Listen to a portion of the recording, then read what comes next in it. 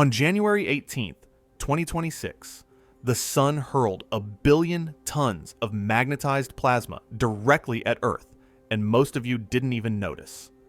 An X 1.95 flare tore through active region 3441, unleashing a coronal mass ejection that's now racing toward us at nearly 700 kilometers per second.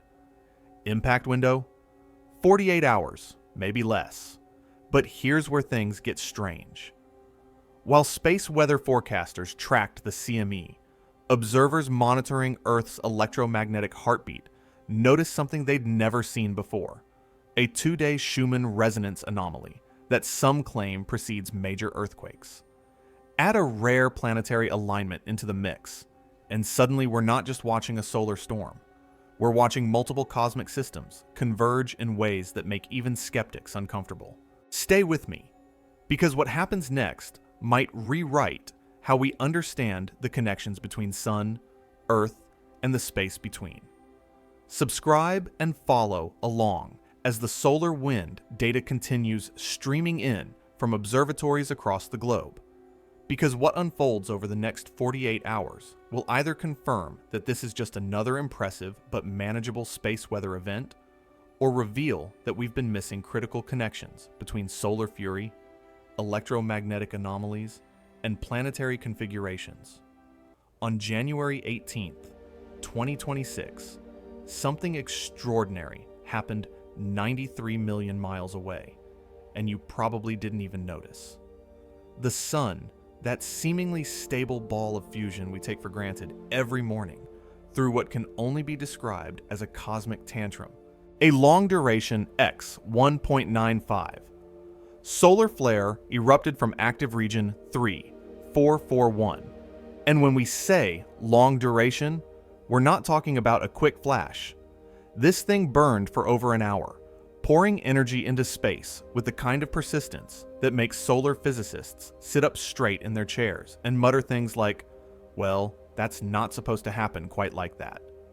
You see, solar flares come in classes like hurricanes or earthquakes, except instead of wind speed or ground shaking, we're measuring electromagnetic radiation, powerful enough to literally scramble radio signals across entire hemispheres of our planet.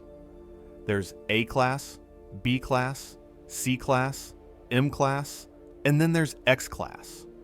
X class flares are the heavyweight champions of solar eruptions, the ones that make satellites nervous and power grid operators start checking their backup systems. Each number increment in X class represents a 10-fold increase in energy output. So an X2 is 10 times more powerful than an X1, which means this X 1.95 event was dancing right on the edge of doubling the baseline fury. But here's where things get genuinely unsettling. This wasn't just a flash of radiation. The flare triggered something far more ominous. A full halo coronal mass ejection. Picture the sun coughing up 1 billion tons of magnetized plasma and hurling it into space at speeds that would make your head spin. A CME is essentially a massive bubble of superheated gas threaded with twisted magnetic field lines, expanding outward in all directions like an explosion in slow motion, except there's nothing slow about 693 kilometers per second. When solar observatories detected this particular CME, they saw what's called a full halo, which sounds almost celestial and pretty until you understand what it actually means. It means the plasma cloud is expanding toward Earth with a geometry that puts us directly in its path. Active region 3441, the source of this chaos, sits almost perfectly centered on the sun's visible disk from our perspective. That position matters more than you might think. When a CME erupts from the center of the solar disk, it's like looking down the barrel of a gun. The plasma doesn't have to curve around or catch a lucky angle. It's coming straight at us, driven by the solar wind and carrying with it a tangled mess of magnetic fields that will eventually collide with Earth's own magnetic shield. The question isn't if this thing will hit us.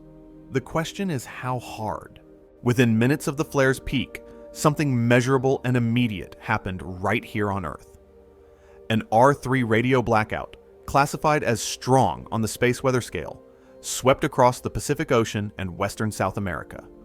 Shortwave radio frequencies, the kind that bounce off the ionosphere and let you communicate across oceans, simply stopped working.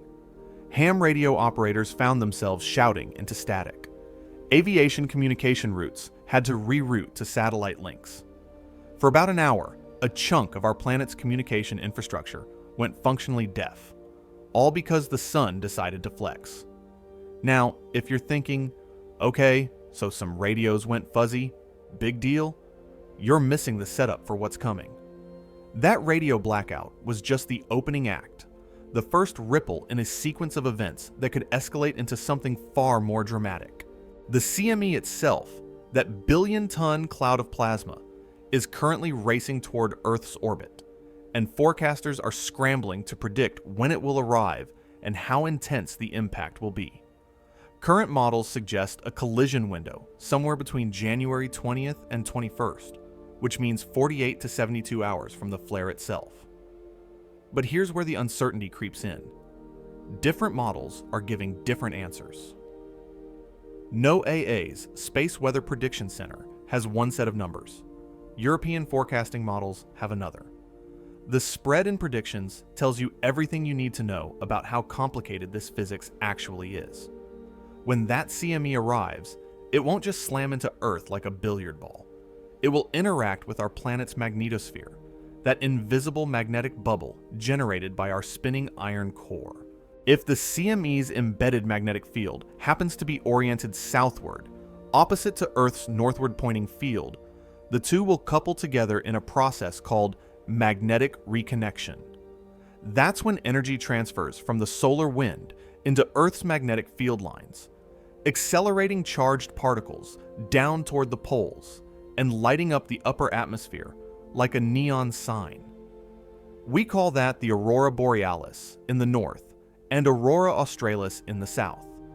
And under normal circumstances, they're confined to high latitudes near the Arctic and Antarctic circles. But this CME isn't normal circumstances.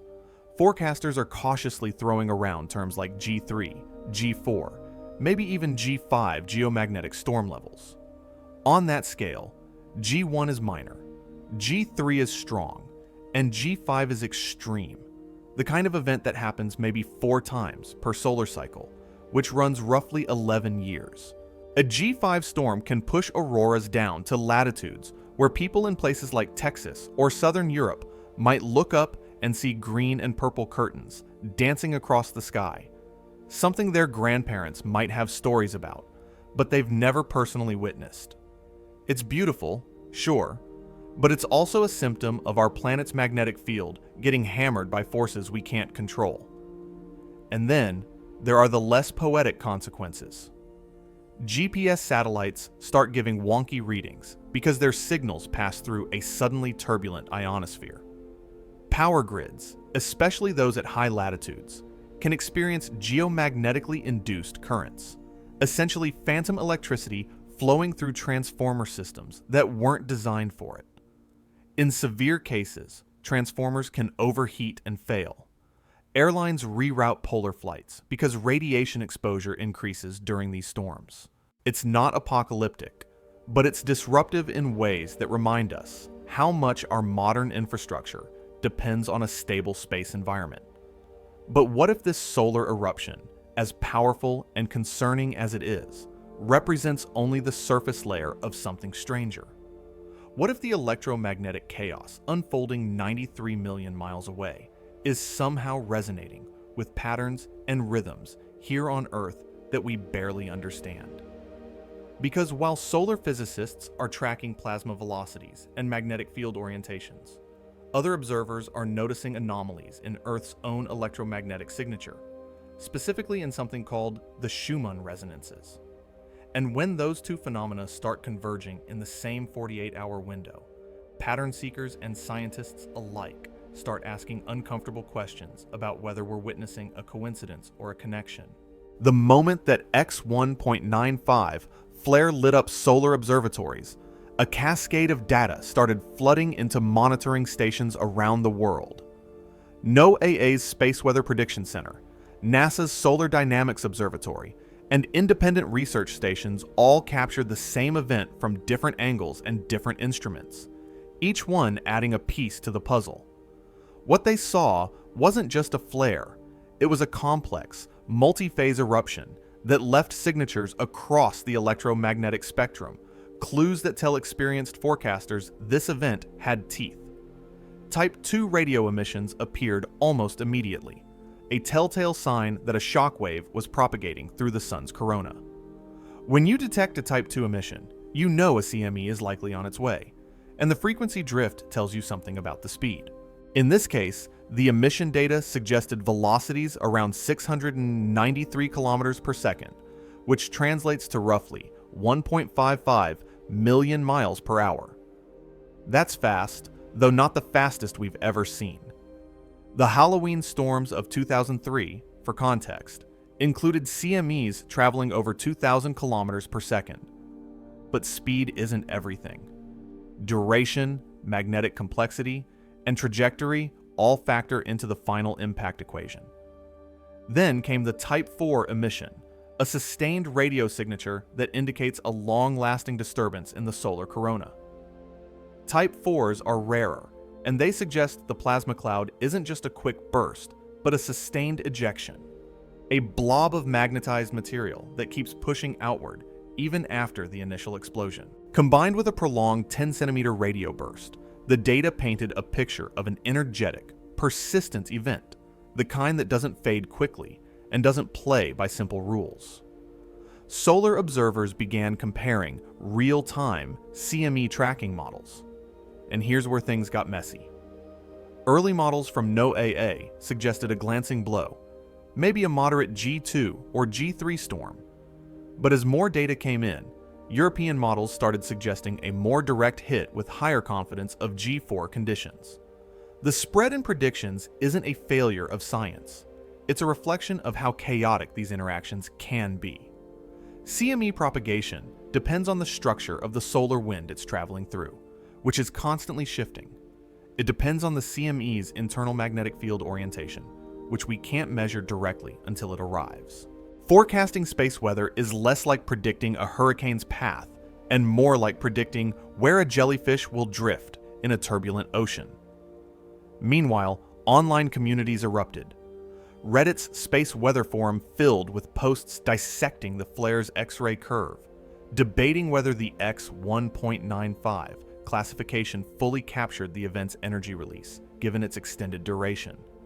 Ham radio operators shared stories of sudden ionospheric disturbances, comparing signal strength logs and blackout durations. Aurora chasers in Scandinavia and Canada started preparing equipment, booking last-minute travel to dark sky locations, betting that if the CME's magnetic field cooperates, they might witness a once-in-a-decade light show. Social media lit up with speculation, misinformation, and genuine excitement, a chaotic blend of scientific curiosity and doomsday anxiety. Citizen scientists running magnetometer stations reported upticks in proton flux, an early warning sign that high-energy particles accelerated by the flare were beginning to reach Earth. These protons travel faster than the CME itself, arriving hours ahead of the main plasma cloud. They don't cause geomagnetic storms, but they do increase radiation levels at high altitudes and can interfere with satellite electronics. The proton event reached S1 levels, minor on the radiation storm scale, but enough to make satellite operators take note and run diagnostics. GPS accuracy began showing minor degradation, not enough to cause navigation failures, but enough to appear in precision applications. Survey-grade GPS systems, which rely on millimeter-level accuracy, started logging anomalies. Aviation weather services issued advisories for polar routes, recommending altitude adjustments to minimize crew radiation exposure during the incoming storm. Power grid operators in Northern Europe and Canada quietly moved to elevated alert status, not because failure was imminent, but because preparedness protocols exist for exactly these scenarios. What's fascinating and slightly unnerving is watching how different communities interpret the same data through entirely different lenses. Solar physicists see a textbook case of a disk-centered CME with moderate to strong Earth impact potential. Interesting, but not unprecedented. Aurora enthusiasts see an opportunity for spectacular skies, maybe auroras visible as far south as the northern United States. But then there's another group, the pattern watchers, the people who monitor not just the sun, but Earth's subtler electromagnetic rhythms. And they're seeing something that doesn't fit neatly into the standard space weather narrative. Reports started circulating, mostly in fringe science forums and alternative research communities, about unusual activity in Earth's Schumann resonances. For those unfamiliar, Schumann resonances are extremely low-frequency electromagnetic waves that resonate in the cavity formed between Earth's surface and the ionosphere. They're generated primarily by global lightning activity, creating a steady background hum at about 7.8 Hertz, along with higher harmonic modes. Most people never think about them, but some researchers monitor these frequencies continuously, looking for anomalies that might correlate with other geophysical events. In the 48 hours surrounding the X 1.95 flare, multiple independent Schumann monitoring stations reported what some described as unprecedented, sustained anomalies. The usual 7.8 Hz fundamental frequency remained, but the amplitude and coherence of higher modes allegedly shifted in ways that veteran observers claimed they'd never seen before. Claims spread that these patterns resembled signatures that have, in the past, preceded major seismic events. But here's where we need to pump the brakes and separate observation from interpretation. The scientific consensus on Schumann resonances is pretty clear. They're real, measurable, and influenced by global lightning distribution, ionospheric conditions, and solar activity. What's not established is any reliable predictive relationship between Schumann anomalies and earthquakes. Yes, electromagnetic disturbances can precede earthquakes. Yes, some studies have documented unusual radio frequency emissions before major seismic events. But correlation is not causation, and the signal-to-noise ratio is so messy that no credible early warning system has emerged from this research. Yet the human brain is wired to find patterns, especially when scary possibilities are on the table. And the idea that Earth's electromagnetic heartbeat might be signaling impending disaster is too compelling for some to ignore. So here we are, watching two parallel narratives unfold. On one side, space weather scientists are tracking a significant but manageable solar storm, preparing for auroras and communication disruptions. On the other, a subset of observers is whispering about electromagnetic anomalies and seismic precursors, pointing to data that sits uncomfortably outside mainstream scientific frameworks. And hovering over both narratives is a third element that nobody can quite dismiss: the planetary alignment. Because while all this is happening, nearly every major planet in our solar system has shifted into an unusual geometric configuration. And while conventional science says that shouldn't matter, the timing is weird enough to make even skeptics pause. Let's dig into what actually happened on the sun's surface, because calling this event an X 1.95 flare doesn't fully capture the story. Flare classification is based on peak X-ray flux, essentially the brightest moment of the eruption measured in a specific wavelength range. But flares aren't just instantaneous flashes. They have duration, structure, and energy release patterns that can vary dramatically even within the same classification. This particular flare burned for over an hour, which in solar physics terms is a marathon, not a sprint. When a flare lasts that long, it's releasing energy continuously, not just in a single explosive burst. Think of it like the difference between a firecracker and a blowtorch. The firecracker gives you a big bang, and it's over.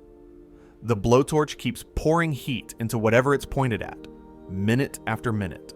The longer a flare sustains, the more total energy gets pumped into the surrounding environment, and the more likely it is to drive secondary effects like a powerful CME.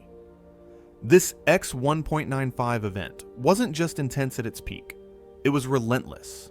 The source, active region 3, 441 was classified as a beta-gamma magnetic configuration, which sounds technical, but basically means the sunspot group had a complex, twisted magnetic field structure. Sunspots are regions where magnetic field lines poke through the sun's surface, suppressing convection and creating cooler, darker patches. Simple sunspot groups have straightforward north-south magnetic polarity. Beta-gamma regions have mixed polarities tangled together in close proximity, like crossing the streams in a disaster movie. When those field lines get stressed and twisted enough, they can suddenly reconnect, releasing stored magnetic energy in the form of a flare. What's particularly interesting about this configuration is its position. Active region 3441 was located near disk center, meaning it was facing directly toward Earth. That geometry matters enormously for CME impacts.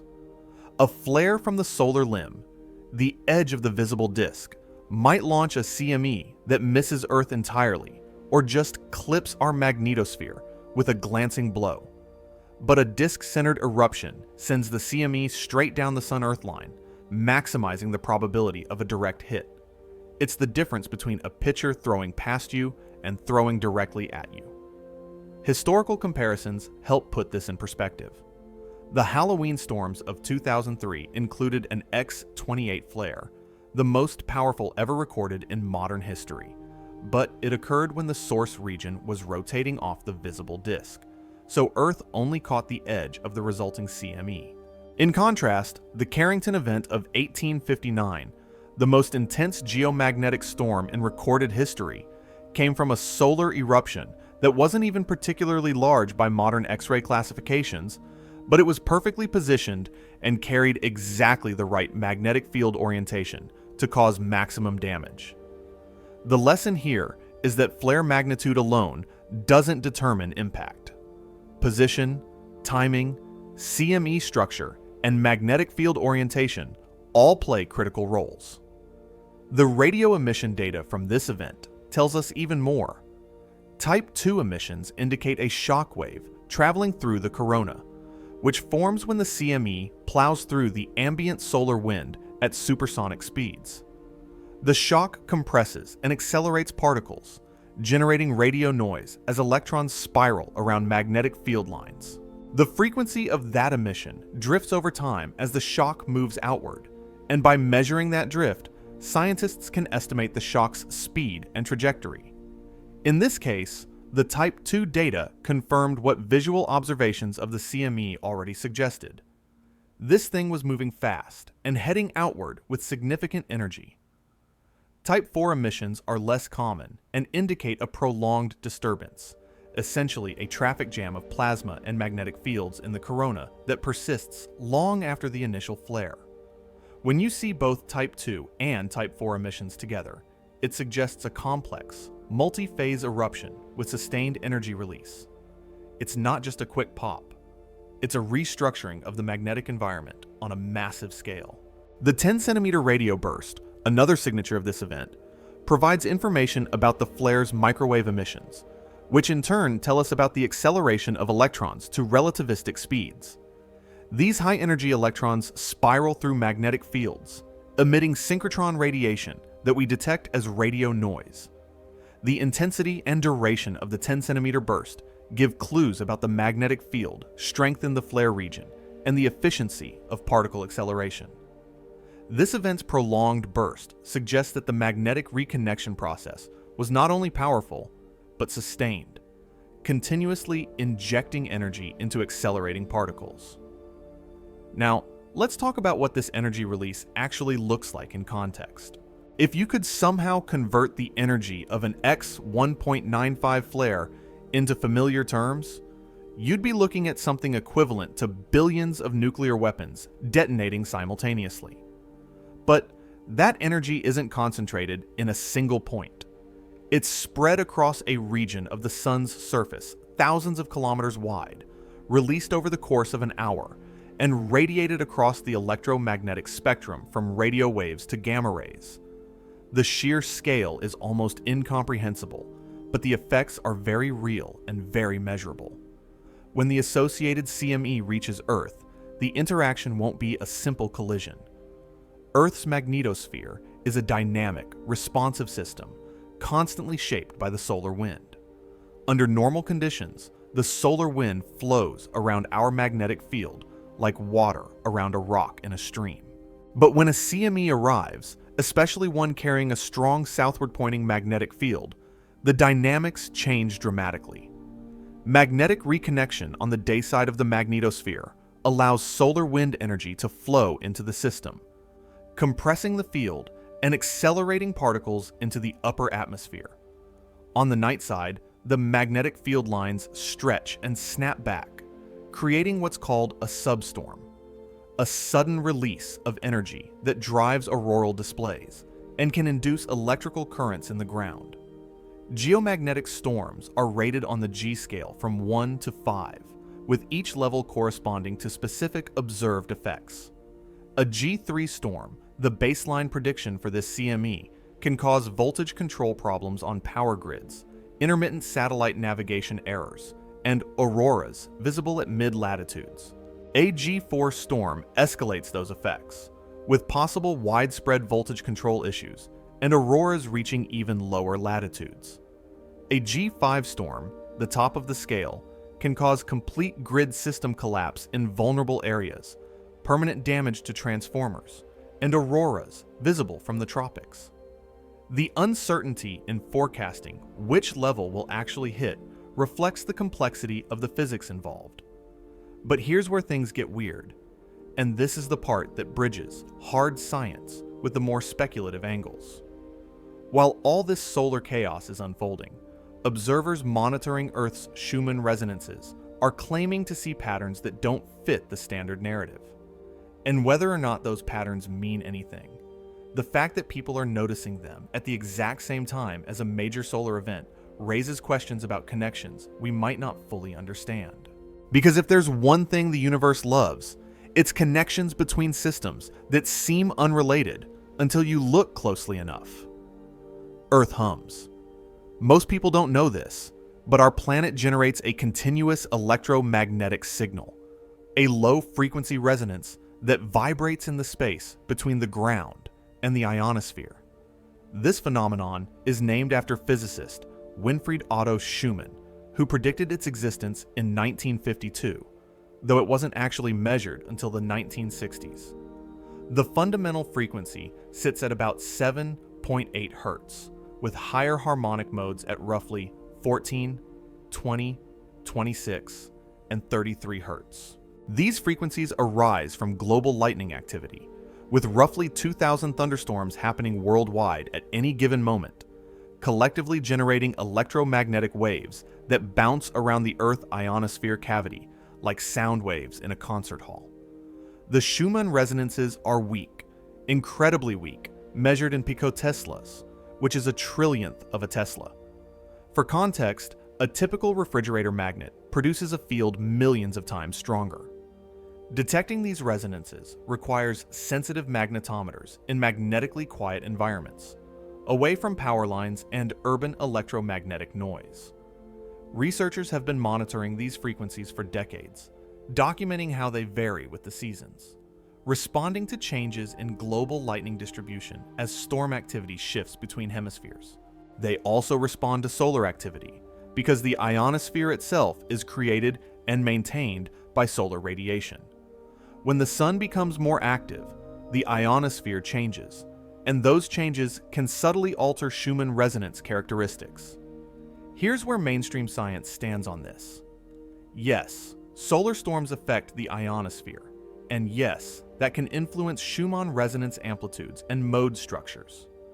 Studies have documented these effects, showing that major geomagnetic storms can temporarily enhance certain resonance modes while suppressing others. But these are minor, transient effects, nothing that fundamentally changes the resonance behavior. The connection is well established, but not particularly dramatic. Then there's the earthquake angle, and this is where things get contentious. A subset of researchers, mostly operating outside mainstream seismology, have proposed that electromagnetic anomalies can precede major earthquakes. The mechanism would involve stress building in crustal rocks, generating piezoelectric effects, essentially electricity produced by mechanical pressure, which could then radiate electromagnetic signals detectable at the surface. Some studies have documented unusual ultra-low frequency emissions hours or days before significant seismic events. Other studies have found correlations between Schumann resonance anomalies and subsequent earthquakes, though the statistical significance of these correlations is fiercely debated. The mainstream seismology community remains skeptical, and for good reason. Earthquakes are fundamentally mechanical events driven by tectonic stress, not electromagnetic phenomena. While electromagnetic signals might accompany the stress buildup process, they're symptoms, not causes, and the signal is so noisy and inconsistent that no reliable predictive framework has emerged. Numerous claimed electromagnetic earthquake precursors have failed to replicate in controlled studies. The human tendency to remember hits and forget misses, combined with the sheer number of electromagnetic signals constantly fluctuating for unrelated reasons, makes pattern recognition in this domain extremely treacherous. But here's the uncomfortable reality. In the 48 hours surrounding the X 1.95 solar flare, multiple independent Schumann resonance monitoring stations reportedly detected unusual, sustained anomalies. Not just slight variations in amplitude, but what some observers described as coherent, persistent patterns that deviated significantly from baseline behavior. These reports came from citizen science networks, alternative research groups, and a handful of academic researchers operating on the fringes of their fields. Mainstream institutions haven't confirmed or analyzed these claims in detail, partly because Schumann resonance monitoring isn't a high-priority research area, and partly because the data interpretation is so subjective. What exactly are these observers seeing? Descriptions vary, but common themes include unusually high amplitude in the fundamental mode, appearance of coherent structures in the higher harmonics, and sustained patterns lasting many hours, rather than the typical transient fluctuations. Some claim the patterns resemble signatures documented before previous magnitude 7+ earthquakes, though establishing that resemblance requires subjective judgment and selective data comparison. Without rigorous statistical analysis and independent verification, it's impossible to say whether these observations represent genuine anomalies or confirmation bias magnifying normal variations. Let's use an analogy to make sense of this. Imagine Earth's electromagnetic field as a tuning fork that naturally vibrates at specific frequencies. Lightning strikes are like tapping the fork, keeping it resonating. Solar activity can change the fork's environment, maybe altering the air pressure around it or adding a slight weight, which subtly changes the resonance. Tectonic stress might add additional vibrations from the fork's base, potentially influencing the overall signal. The question is whether you can reliably distinguish the tectonic component from all the other noise, especially when you're dealing with signals so weak they're barely measurable in the first place. Psychologically, there's a strong incentive to believe in electromagnetic earthquake precursors. Earthquakes are terrifying precisely because they happen without warning, and the human mind desperately wants patterns that offer some sense of control or prediction. If Schumann anomalies could reliably predict earthquakes, it would transform disaster preparedness and potentially save countless lives. But wanting something to be true doesn't make it true, and the history of earthquake prediction is littered with failed methods and dashed hopes.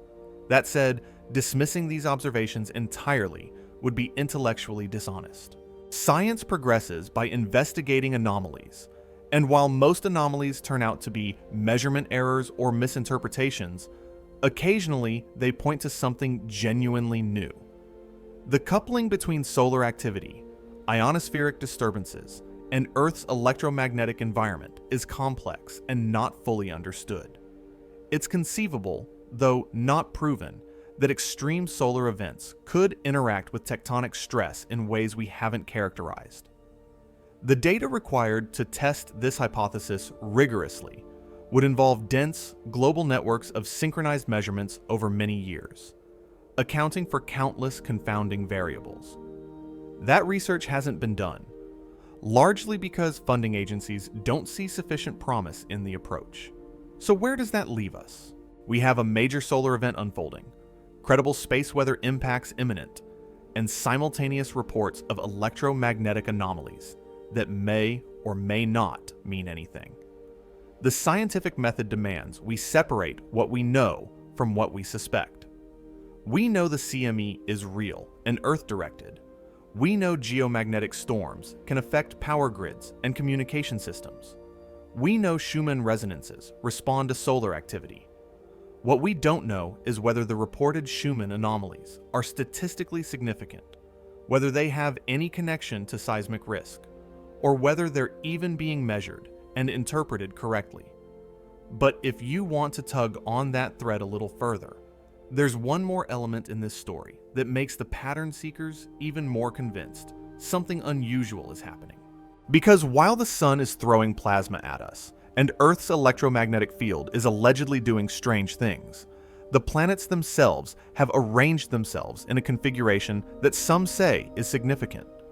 Whether planetary alignments can influence anything at all is a question that sits awkwardly between physics and speculation. And it's exactly the kind of question that makes this story feel less like a straightforward science report and more like a cosmic mystery unfolding in real time. Almost every major planet in our solar system has moved into an unusual geometric configuration. And yes, before you ask, this is rare. When people talk about planetary alignments, they don't usually mean the planets literally lining up in a straight line, like beads on a string. That almost never happens. What they mean is that the planets cluster within a relatively narrow angular range as viewed from the sun, creating patterns that occur infrequently over decades or centuries. The current configuration isn't a perfect alignment, but it's close enough that amateur astronomers and astrology enthusiasts alike have taken notice. Let's establish what mainstream heliophysics says about this. Nothing. Planetary alignments, from a gravitational standpoint, exert negligible influence on the sun. The tidal forces from planets are extraordinarily weak compared to the sun's own internal dynamics. Jupiter, the most massive planet, creates a gravitational tug on the sun, but that tug is dwarfed by the convective and magnetic forces already churning inside the solar interior. Calculations show that even when multiple planets align, their combined gravitational influence is orders of magnitude too small to trigger solar flares or influence solar activity in any measurable way. This is settled science, backed by decades of observations showing no correlation between planetary positions and solar eruptions. But here's where it gets interesting, and by interesting, we mean contentious. A small group of researchers, operating mostly outside mainstream solar physics, have proposed that planetary alignments might influence the sun not through gravity, but through more subtle electromagnetic or tidal resonance effects.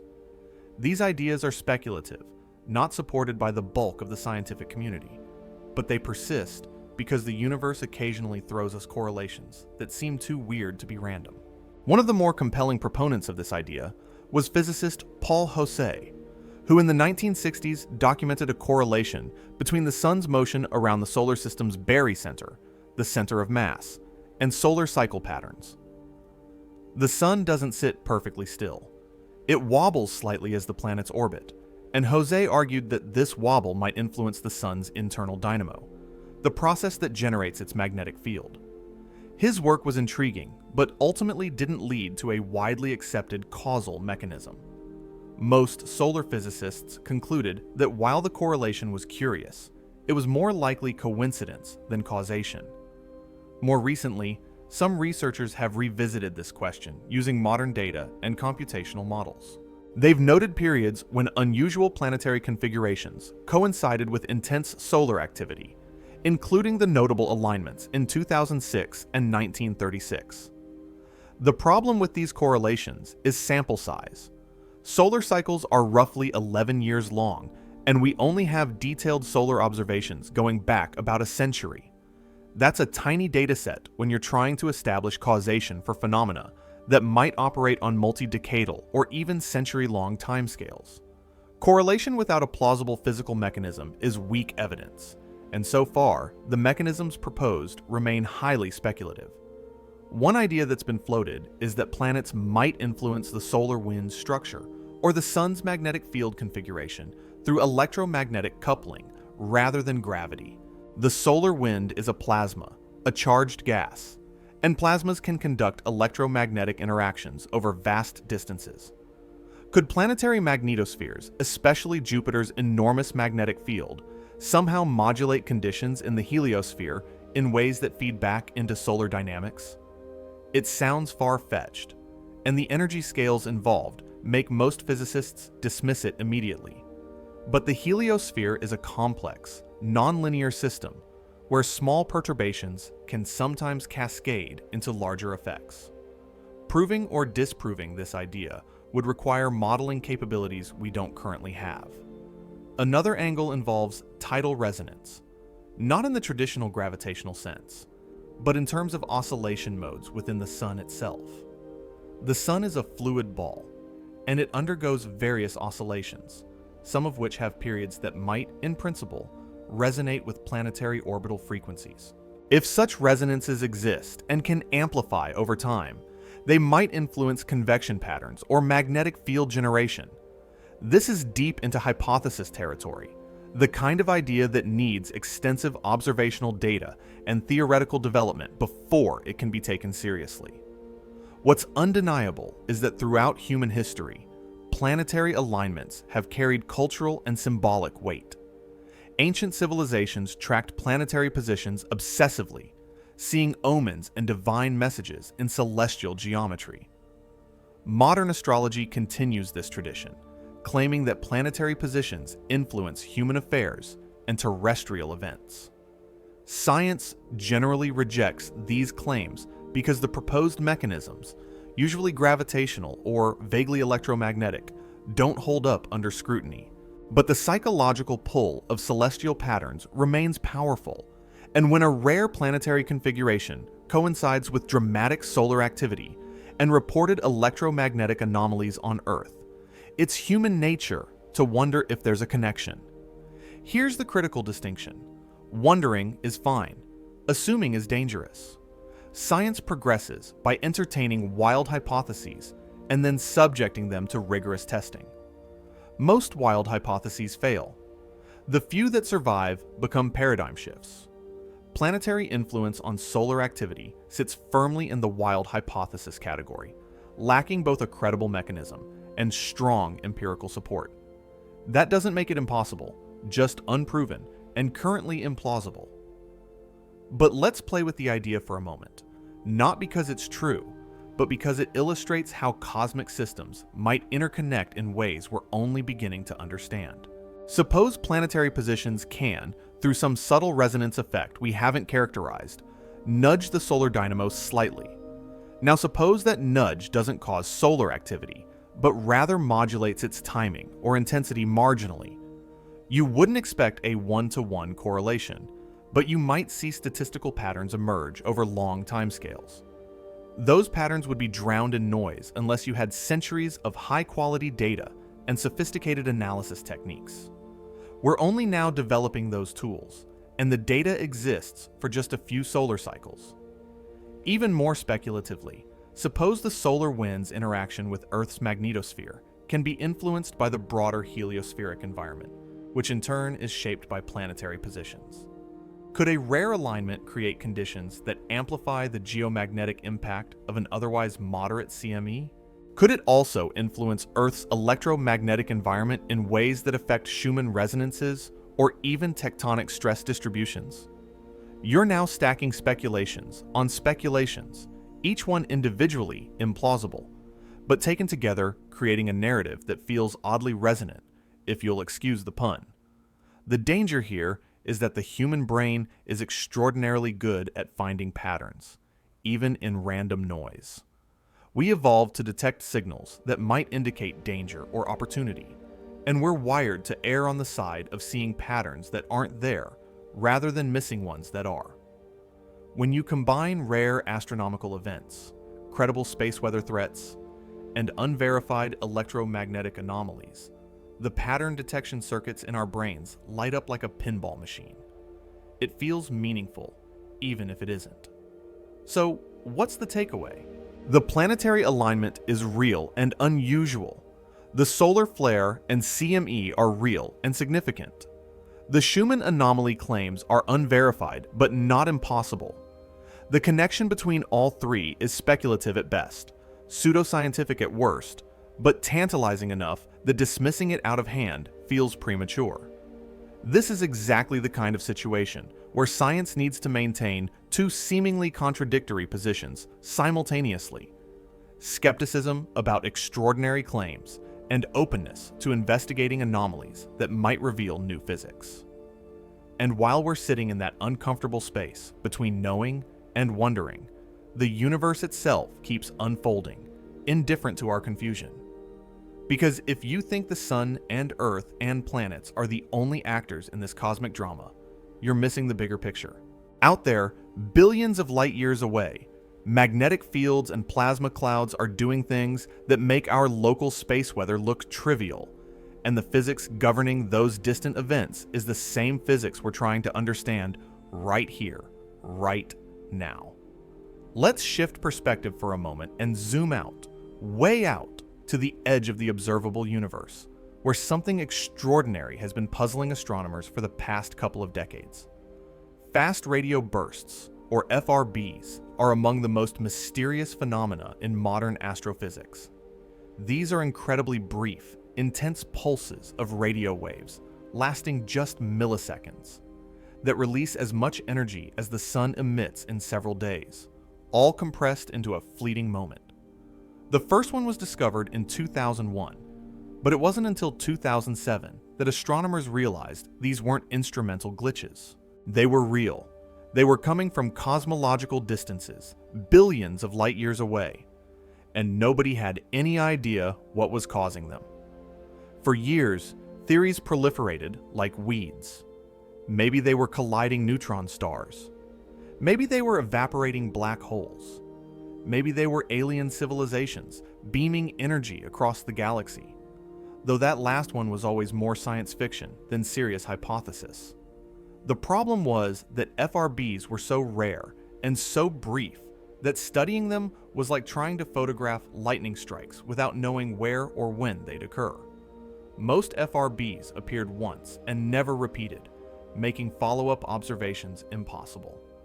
Then, in 2016, astronomers detected FRB 121102, the first repeating fast radio burst. This one kept going off, irregular but persistent, and that changed everything. If an FRB repeats, you can point multiple telescopes at the source location and wait. You can study it across different wavelengths, build up a detailed picture of its environment, and start constraining what kind of astrophysical object could produce such behavior. The discovery of more repeaters followed, and gradually a picture began to emerge. Recent evidence, accumulated over the past few years, strongly suggests that at least some FRBs originate from magnetars, a type of neutron star with a magnetic field so intense it defies comprehension. Neutron stars are already bizarre, packing more mass than the sun into a sphere the size of a city, with densities so extreme that a teaspoon of neutron star material would weigh billions of tons. Magnetars take that weirdness and multiply it by a factor of 1,000. Their magnetic fields reach 10 to the 15th Gauss, strong enough to literally distort atoms from light years away, strong enough to induce electrical currents in nearby objects, strong enough to make the magnetar's own crust crack and shatter under the strain. When a magnetar's crust fractures, magnetic field lines can suddenly rearrange, releasing energy in a process eerily similar to what happens during solar flares, except scaled up by factors of billions. That energy can accelerate particles to relativistic speeds and generate radio emissions so powerful they're detectable across cosmic distances. The parallels to solar physics are striking. Both involve magnetic reconnection, plasma dynamics, and explosive energy release. The difference is scale. A solar flare might release 10 to the 32 ergs of energy. A magnetar outburst can release 10 to the 46 ergs or more. Same physics, different magnitude. But here's where the story gets even more intriguing. Some FRBs don't fit the lone magnetar model. Their properties suggest they might be coming from binary systems, two stars, or compact objects orbiting each other. One recent study analyzed the timing patterns of a repeating FRB and found periodicities that couldn't be explained by a single magnetar, but made sense if the magnetar had a companion, possibly a white dwarf, or another neutron star. The orbital dynamics of the binary system would modulate the FRB emission, creating patterns in the radio bursts that encode information about the companion's presence. Why does this matter for our story about solar flares and planetary alignments? Because it illustrates a fundamental principle of astrophysics.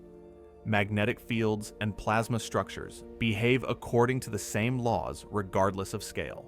The physics governing a solar flare is a scaled-down version of the physics governing a magnetar eruption. The dynamics of charged particles spiraling around magnetic field lines are the same whether you're talking about electrons in Earth's magnetosphere or relativistic particles in the accretion disk around a supermassive black hole. By studying extreme events like FRBs, we gain insights into plasma physics that inform our understanding of more mundane events like space weather. There's also a philosophical angle here that's worth considering. The universe is full of transient events, brief moments of extraordinary energy release against a background of relative calm. Solar flares, gamma-ray bursts, supernovae, FRBs, even earthquakes and volcanic eruptions on Earth. They're all expressions of stored energy suddenly finding release. In every case, the buildup is gradual, invisible, and then the rupture is sudden, dramatic, and observable. We live in a cosmos where calm is punctuated by chaos, and understanding the transition between those states is one of the deepest questions in physics. Magnetars also raise questions about magnetic field generation that parallel debates about the sun's magnetic dynamo. Neutron stars are born in supernova explosions with strong fields, but magnetars have fields 1,000 times stronger. How did they get that way? One theory involves rapid rotation and convection in the newborn neutron star, amplifying the field through dynamo action in the first few seconds of its existence. Another theory suggests magnetars might be formed through binary mergers, where two neutron stars collide and the resulting object inherits a tangled, amplified field. Either way, the physics involves fluid dynamics, rotation, and magnetic field generation, the same fundamental processes driving the sun's 11-year cycle. There's even been wild speculation, and it's really wild, so take it with a massive grain of salt, that some FRBs could be artificial, beacons from advanced civilizations. The energy requirements would be staggering, requiring technology capable of harnessing the output of entire stars. But if you wanted to send a signal that could be detected across intergalactic distances, a directed radio burst would be an efficient way to do it. Most astronomers consider this extremely unlikely, but it's a reminder that when we observe the universe, we're often seeing things we don't fully understand, and our first instinct should be curiosity rather than certainty. The study of FRBs also highlights how much we've learned about the universe in just the past 2 decades. 20 years ago, FRBs were unknown. Today, we've detected hundreds, localized dozens to their host galaxies, and are beginning to use them as probes of the intergalactic medium. The radio waves from an FRB travel through space for billions of years, interacting with ionized gas along the way. And by analyzing how the signal is dispersed, we can measure properties of the cosmic web, the vast structure of matter threading between galaxies. It's a level of cosmic archaeology that wasn't possible before. So while we're watching a CME from the sun race toward Earth, potentially triggering geomagnetic storms and auroras, it's worth remembering that out there, across the universe, magnetized plasma clouds are doing far more extreme things. The energy in a single FRB dwarfs the total energy output of all solar flares over the sun's entire lifetime. The magnetic fields near a magnetar would rip apart atoms and compress quantum vacuum fluctuations in ways that make particle physicists salivate. We're part of a universe where electromagnetic phenomena operate across scales from the quantum to the cosmic, and understanding any one piece helps illuminate the whole. And that brings us back to a central theme of this story: connection. The solar flare connects to the CME, which connects to Earth's magnetosphere, which might connect to Schumann resonances, which some think connects to earthquakes, which occurs under a planetary alignment that might or might not connect to anything. Each link is progressively more speculative, but the impulse to find connection, to see the universe as an integrated system rather than a collection of isolated events, that's not pseudoscience. That's what physics aspires to be. We just have to be rigorous about which connections are real and which are wishful thinking. The good news, if you can call it that, is we're on the cusp of a revolution in how we observe and understand these cosmic phenomena. A new generation of telescopes, satellites, and space missions is coming online, and they're going to transform our ability to predict space weather, track solar eruptions, and maybe even answer some of the weirder questions raised by stories like this one. Let's start with the Nancy Grace Roman Space Telescope, NASA's next flagship astrophysics mission, scheduled to launch in the mid-2020s. Roman is designed primarily to study dark energy and exoplanets, mapping the universe in infrared wavelengths with a field of view 100 times larger than Hubble's. But one of its secondary capabilities is time domain astronomy, the ability to repeatedly survey the same patches of sky and catch transient events. That means Roman could, in principle, detect and characterize events like FRBs, supernovae, and other explosive phenomena with unprecedented frequency and detail. Why does that matter for understanding solar flares? Because the more we learn about transient events across the universe, the better we understand the fundamental physics of magnetic reconnection, plasma dynamics, and energy release. Roman won't directly observe the sun, but by cataloging thousands of stellar flares from other stars, it will help refine models of how magnetic fields behave in different stellar environments. Those models feed back into our understanding of the sun, creating a virtuous cycle of learning. Closer to home, the Parker Solar Probe is already revolutionizing solar physics by flying closer to the sun than any spacecraft in history. Launched in 2018, Parker has been gradually spiraling inward, using Venus gravity assists to shed orbital velocity. It's now routinely plunging through the sun's corona, the superheated outer atmosphere where temperatures reach millions of degrees and magnetic fields dominate. By measuring conditions directly inside the corona, Parker is answering fundamental questions about how the solar wind is accelerated, how magnetic energy is stored and released, and what drives the sun's variability. Parker's data has already revealed surprises, like switchbacks, sudden reversals in the magnetic field, that might be the key to understanding how energy flows from the sun's surface into the corona. These switchbacks could be the mechanism that heats the corona to temperatures far higher than the sun's surface, a paradox that's puzzled physicists for decades. Understanding that mechanism has implications for predicting space weather, because the same processes that heat the corona also drive CMEs and solar wind variability. The European Space Agency's Solar Orbiter, launched in 2020, complements Parker by observing the sun from different angles, including high latitudes above the solar poles. One of the frustrating things about observing the sun from Earth is that we're stuck in the ecliptic plane, the flat disk where planets orbit. We can't see the sun's poles directly, and we can only observe one hemisphere at a time. Solar Orbiter changes that, providing a three-dimensional view of solar activity and allowing scientists to track how magnetic structures evolve across the entire solar surface. Together, Parker and Solar Orbiter are giving us an unprecedented view of the sun as a dynamic, three-dimensional system rather than a flat disk. That's crucial for improving space weather forecasts, because CME propagation isn't a simple straight-line trajectory. CMEs can be deflected by the ambient solar wind, stretched and distorted by magnetic fields, and their impact on Earth depends critically on details we can only measure with multiple viewpoints.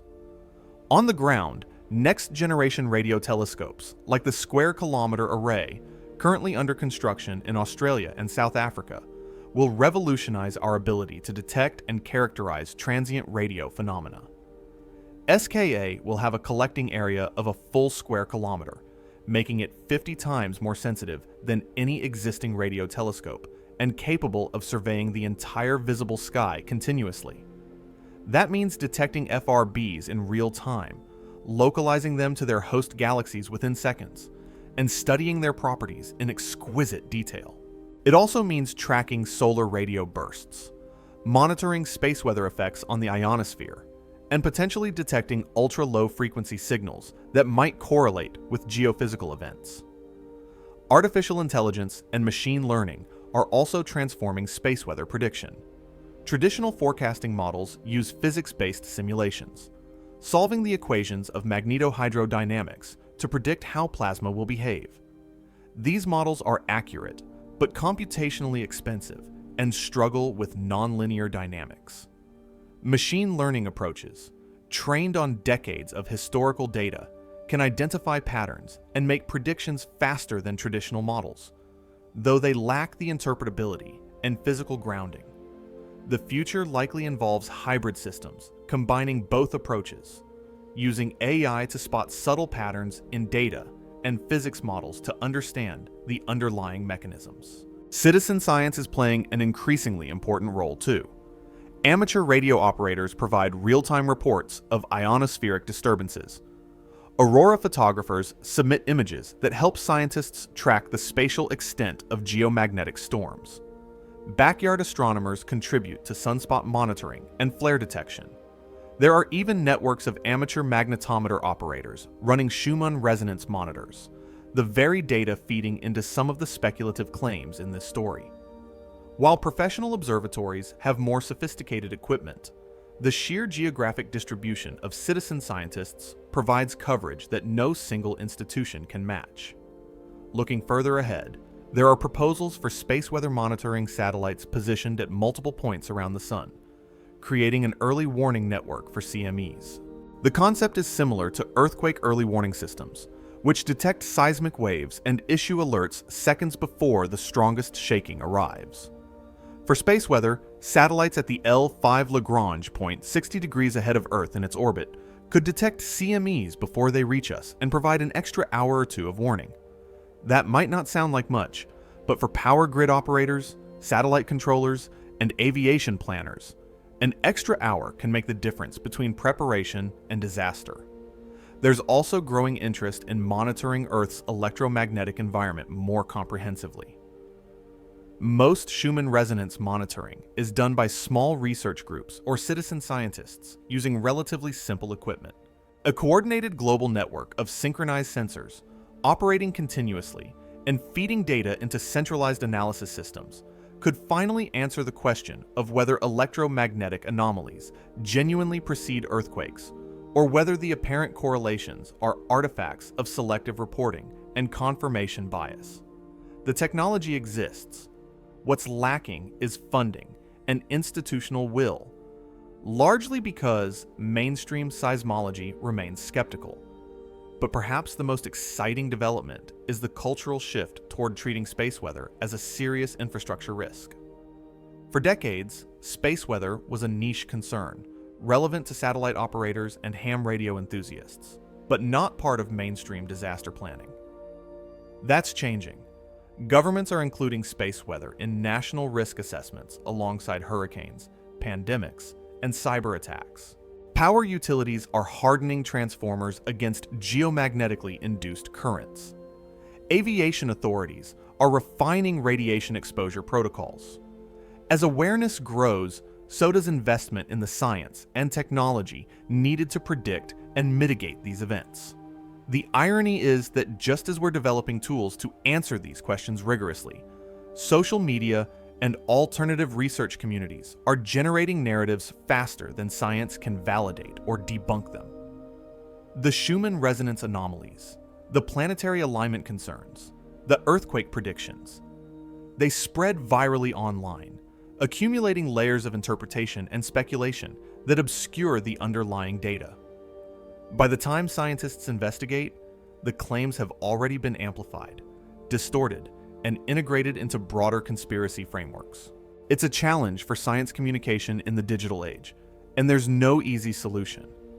What we can do is model intellectual humility and curiosity. We can acknowledge what we know, admit what we don't, and resist the urge to dismiss anomalies just because they don't fit our current frameworks. History is full of examples where mainstream science ignored or ridiculed observations that later proved important. Continental drift was considered fringe geology until plate tectonics emerged. Meteorites were dismissed as folklore until specimens were analyzed. The key is maintaining standards of evidence while remaining open to surprise.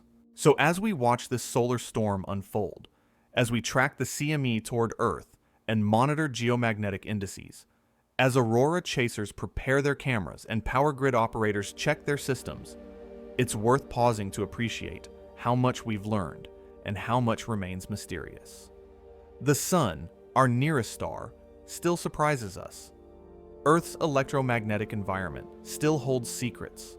The connections between cosmic events and terrestrial phenomena still elude complete understanding. And that's not a failure of science. That's an invitation to keep looking, keep measuring, keep questioning.